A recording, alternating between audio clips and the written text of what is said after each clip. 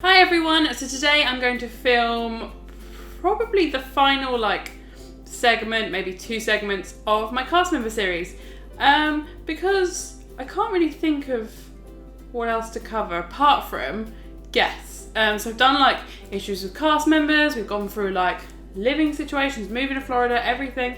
So now I just want to talk about sort of guest interactions and kind of go into that a little bit more. Being a custodial cast member, guests have accidents and I have to be there for them to help clear them up. So I was going to go through some of the more horrific ones that I've witnessed. Is that going to be gross? I mean, some of them are a little bit gross, but we'll go there. So the first incident that I can think of off the top of my head was when I worked on Discovery Island for It's Tough to Be a Bug. I don't know if you know the show very well, but where it kind of drops out and exits, there's you come outside where the Tree of Life is, and there's some big rocks there, and I wouldn't say they're made of rock, but they're pretty hard. I think they're cement or concrete or something.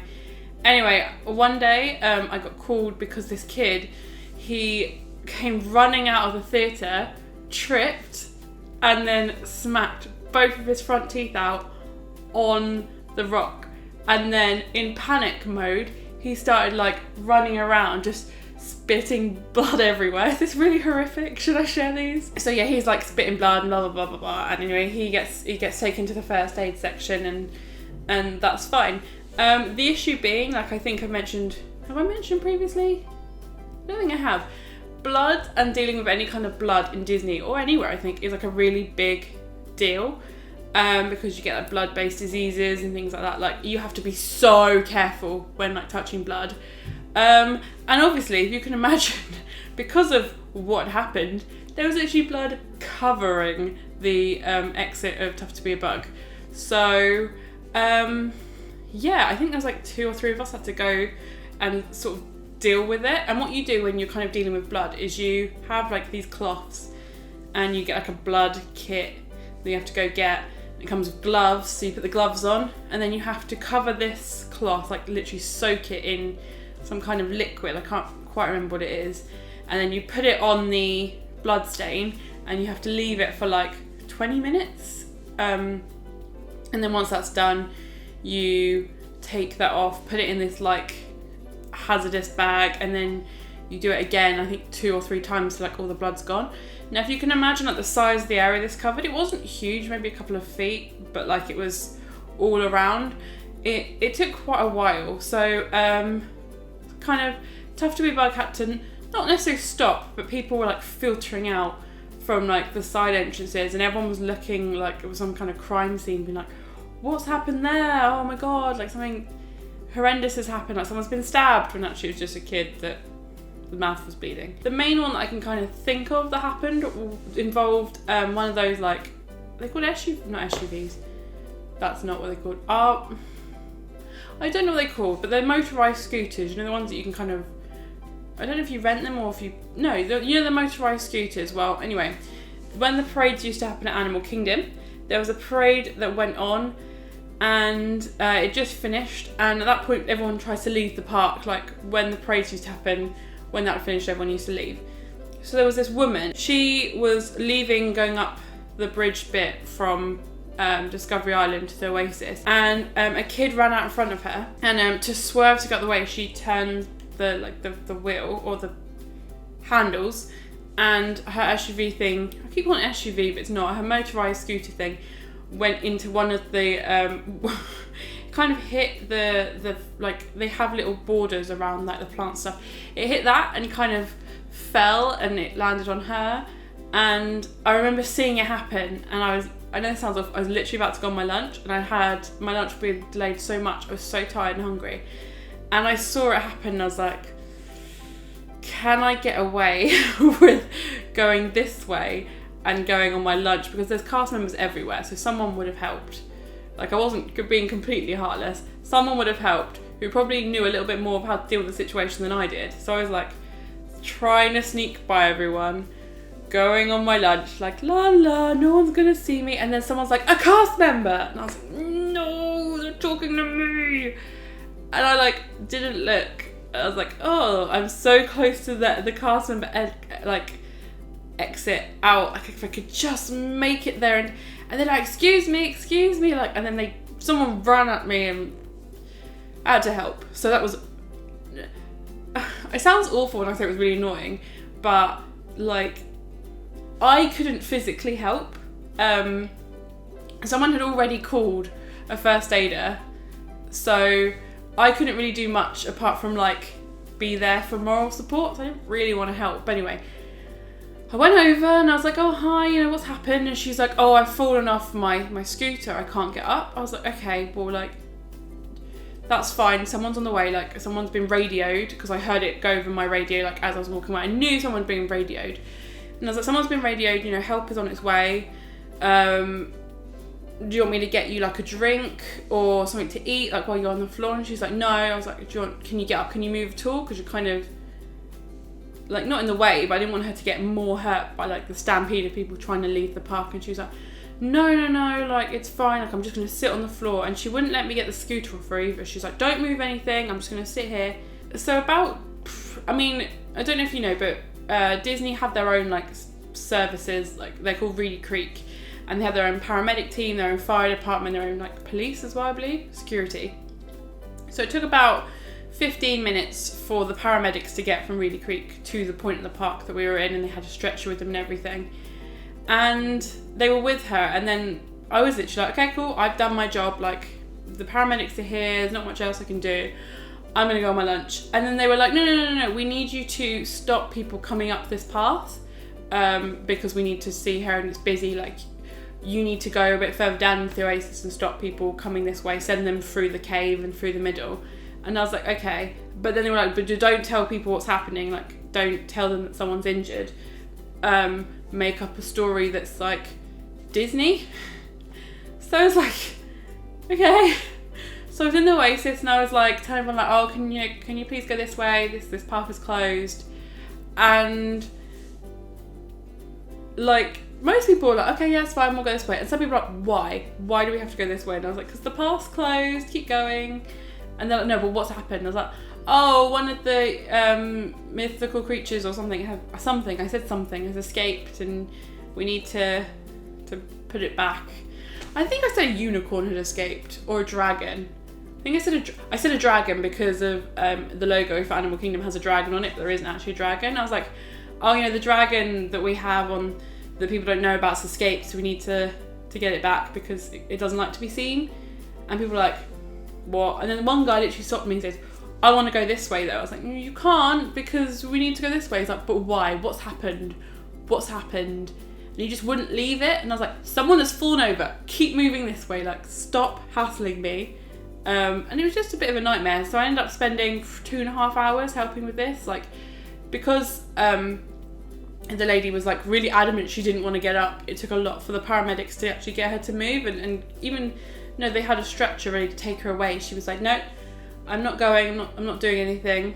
And then, so that was just a really long process, and it was just kind of a bit stressful for everyone, especially her kids. I feel that she tried to, like, it was a horrible situation. I think she ended up breaking her leg from, like, kind of what they were saying as she was leaving, but she didn't help herself massively in the situation. What other things did guests do?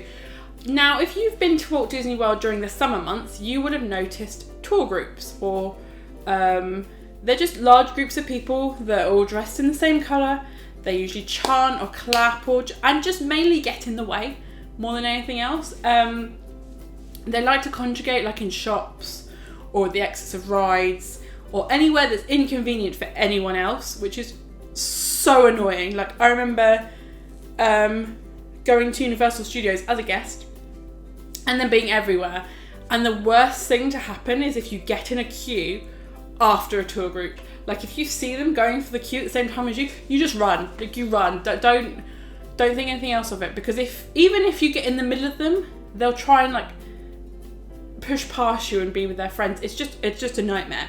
And another thing I found whilst working there is not a lot of them speak English. Maybe the tour guide speaks some English, but as a whole, it's not a huge, like, thing that they can speak. So when you're trying to get them to move or to stop doing something and you're getting completely blank looks, that can be really annoying. Which is funny because we had, I think there were, I can't remember if they were Brazilian or Mexican tour group, and I asked them if they could move because they were blocking the exit of a ride. I was like, oh, can you just move to the side like you're blocking an exit to the ride? And none of them would move. And I was like, I was literally going, you need to move, like move out the way. None of them were moving, and they were like talking in whatever language they kind of spoke. And one of the girls I work with was Mexican, and she understood what they were saying, and she basically told me that they said to each other like that because it was obvious that I didn't think they spoke English, that they were just going to ignore me, even though they knew fully well what I was saying. They're like, we're not going to move. So I was like, can you move? And they were just like, oh, we don't understand. Like, oh, I don't know. And then they did know what I was saying. They were just being annoying. That got really frustrating. Or they would just laugh at you. Like, I would be like, could you not do that? And they would look at you and just be like, no, that is not, that is annoying. Like, and the worst bit was like, there's a lot of thunder and lightning in Florida and the weather's really bad. Yet the head of the tour group always felt the need to hold up a metal flagpole or just some kind of umbrella with a metal end on it up in the air so that the rest of the tour group would see them, but not think that there's lightning in the area and you're pretty much making yourself a lightning rod. And you'd be like, put the umbrella down, put the flagpole down, and they'd be like, no, it's for everyone to see. I'm like, no, lightning, you will get electrocuted. Like, there, in every theme park there are like lightning rods on the top of the high buildings, like Tower of Terror's got one, the Castle's got one, Tree of Life, the Emporium's got one. Any high building has a lightning rod at the top to basically just make the lightning aim towards those locations and stay away from guests. If you're holding up a metal rod, you're pretty much doing that, and if it's going to hit closer to you than it will these buildings, then you're going to be the thing it hits. So I just, it just seemed ridiculous to me that people would do that, but they did, and it was insane. What else did guests do was that? I mean, they weren't too horrific. One of the things that annoyed me the most actually was when people asked you for directions, and in Disney, they tell you to pretty much give 3 directions because after that point people tend to forget, or they'll ask someone else at that point anyway. So say we were stood at the Tree of Life and someone wanted to get to Everest. I'd be like, okay, go around the tree, straight into Asia, and turn right, and Everest will just be in front of you. You know, that's kind of, and in most of the theme parks in Disney, you don't really need to give more than 3 directions because you'll get there. It's not like a maze. And people come up to you and be like, hey, where's Everest? And you'd be like, yeah, if you just go down there, and then they would just start walking away before you even had a chance to tell them where they were going. So I'd be like, there was one point, I remember getting so annoyed one day, and someone asked for directions, and I was like, okay, you just go that, and then they started walking away. So I went, okay, then fine, I won't tell you. And they turned around and went, sorry? And I was like, oh, it's just down there and left. Just down there and left. And they're like, oh, okay, cool. So they obviously didn't hear me, but they knew I didn't necessarily say instructions. So I almost got caught out once. So from then on, I'd just be like, or another thing I like to do is if someone was just, you go, and then you go, oh, okay, fine. Like, no one hangs around to find out where you actually tell them to go. They just see a direction and be like, right, I'm going that way. So if I went left, you'd be like, okay, let's go left. And then you've not heard me give the rest of the directions on where you're actually going, and you're just going to get lost, but whatever. Or just get a map. There's loads of maps in Disney. We used to have to keep loads of maps on us because people will never pick up maps. They're like, I need to get here. Open the map. It's here on the map. Just find it. But no one ever does because it's just annoying. Another thing that used to annoy me, especially in Animal Kingdom, I know that some people are going to really relate to this. We have some other YouTubers that we watch quite regularly called Mark and Jem, and they're very big animal zoo enthusiasts. So I can appreciate that they probably get very frustrated with this as well. We were actually talking about that we probably have some very interesting stories to share comparing the Animal Kingdom and zoos and things like that. The thing that used to really get on my nerves, yes, feeding the animals in the theme parks, but like stuff that isn't in their diet at all. So in Animal Kingdom there's macaws, like the birds, and they were feeding the macaws popcorn. Like they were taking the popcorn, getting pictures of themselves feeding them popcorn. And this is really bad for the animals. Like, it's not part of their usual diet. It's not what they should be eating, and it's just not good for them. And this isn't the only location that it happened in Animal Kingdom. Another kind of nuisance, and I don't know if you've noticed them if you've been, but around Flame Tree Barbecue especially, there's those white birds. I can't for the life of me remember what they're called. They have the pink beaks, and they're so used to guests feeding them turkey legs now that they will literally go right up to you, sometimes taking the food out of your hands, or will peck you lightly because they know that they can get food from people, which is like not okay. It's not part of their diet. The thing that annoyed me the most, if we're talking a bit more than this, is by Dinosaur. There is a Nile crocodile, I believe it is, in like a little bit of water there. It's an attraction. It's not like a wild one. It's there. They know it's there. It's an attraction. And I was walking past once and I saw some kids. I say kids. They were definitely teenagers, throwing pennies and getting them to land on the crocodile's back. And that made me so angry. Like, I instantly told them, like, stop it, what do you think you're doing? Like, I wasn't even being a polite cast member at this point. I was like, what do you think you're doing? Like, this is an animal. This isn't an animatronic. This is an actual animal that you're throwing coins on the back of.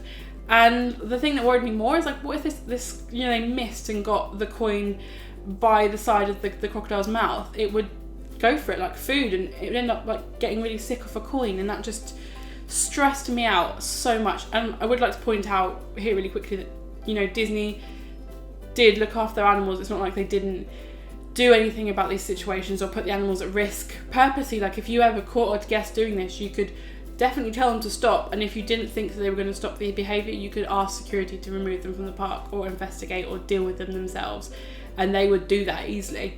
And if you did see anything like this happen, you radio it in to the keepers and you'd be like, look, this has happened. And with the crocodile, for instance, they came in, they checked the whole enclosure, they checked the crocodile, and they decided that it would be best to take it out of the enclosure for the evening and just monitor it like 24/7, just make sure it hadn't eaten anything, giving it some x-rays and just making sure it was okay. Because, everyone feels like they have a right to do what they want in the parks, or treat an attraction or an animal or cast members in whatever way they like, because they've paid to be there, and they have a right all of a sudden to treat people badly, to deface attractions, like graffiti on things, and just break bits off, to mistreat the animals, to feed them stuff that they're not meant to be fed. And this was the main thing that really stressed me out in Animal Kingdom. And it's not just dangerous for the animals, like, as unfortunately has been seen in the news recently. Like, if you feed any animal around Disney food that's not part of its diet, you really mess up the ecosystem and the food chain. And it affects people and it affects the animals, and that is the one thing I think out of everything that really stresses me out, even as a guest now witnessing either guests being mean to staff, or being mistreating animals, or not respecting property that isn't theirs. That is like the big things, and I've now gone on a little bit of a rant about this, but that is the worst thing I think I've ever seen guests do, is just mistreat and treat everything as if it was their own items, which they're not. So that's my piece of advice to you if you do ever go to Disney. Not that you would, but just respect the environment that you're in and the people that are around you working really hard, the wildlife and the property that Disney put a lot of money into maintaining. Because if you ruin it, you're ruining it not just for yourself but for other guests as well. So I think that's going to kind of wrap up my opinion on guests. I mean, I know as a guest, most people are lovely, but anyway, you get that when you have that many people all in a very small space, as Disney is. I know Disney's massive, but when you think of the amount of people that visit, it's quite small. So that's kind of just my opinion on some of the worst people I kind of dealt with when I was there. But I want to say, I think this is going to be the final episode of this series, unless there's anything else that people want to talk about. And if they do, I'll tweet about it and say that I'll be talking about that next week and things, because I love this series. I'd love to continue it, but honestly I can't really think of something I haven't covered. So if there's any particular thing like you want me to cover that you think could be an episode, or you'd be really interested to see as an episode, do let me know, and I will do that, because I do really enjoy doing these. And if not, this might be the final goodbye from my cast member series. Thank you to everybody that's watched it. It's been incredible. I've had some incredible feedback on it. It's actually done so much better than I thought it would, and that makes me really happy because I'm glad that people enjoy listening to me rant all the time because no one else does in the real world. And I will catch you in either one of our other sort of sit down videos or our vlogs or anything else that we do on our channel. So thank you once again for supporting us. We just hit 4,000 subscribers recently, which is insane. And here's the next 4,000 hopefully. So I'll see you next time. Bye.